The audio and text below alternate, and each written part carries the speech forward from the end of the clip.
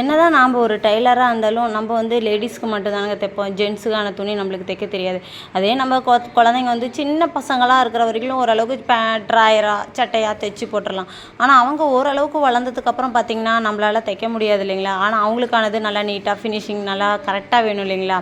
அப்படி இருக்கல பார்த்திங்கன்னா வீட்டில் ஒரு 2 பேண்ட் பிட்டு ரொம்ப நாளாக அப்படியே கிடந்ததுங்க. எங்கள் வீட்டுக்காருக்கும் தம்பிக்கும் தாங்க 2 பேத்துக்கும் போய் பேண்ட்டு கொடுத்துட்டு அளவு கொடுத்துட்டு வரலாம்.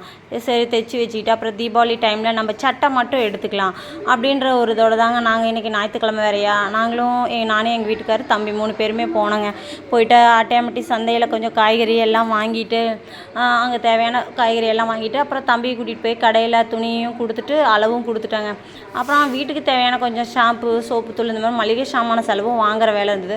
அது நாங்கள் எப்பயுமே வேறு ஒரு கடையில் தான் வாங்குவோம். இந்த வாட்டி இந்த சூப்பர் மார்க்கெட்டில் போய் வாங்கி பார்க்கலாம் அப்படின்ட்டு எங்கள் வீட்டுக்கார் கூட்டிகிட்டு போயிருந்தாங்க. இப்போ தான் நான் ஃபஸ்ட் டைம் சூப்பர் மார்க்கெட்டுக்குள்ளேயே பூந்தேன். பார்க்கவே எல்லாம் நிறையா இருந்ததுங்க. இப்போ எனக்கு தேவையான ஒரு சில பொருள் மட்டும் நான்லாம் வேணுங்கிறத வாங்கிட்டு அப்புறம் அங்கேருந்து நேராக வீட்டுக்கு வந்தாச்சுங்க.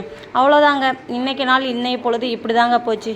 இந்த வீடியோ பிடிச்சிருந்தா லைக் பண்ணுங்கள், ஷேர் பண்ணுங்கள், நம்ம சேனல் அப்படியே சப்ஸ்கிரைப் பண்ணுங்கள். தேங்க்யூ.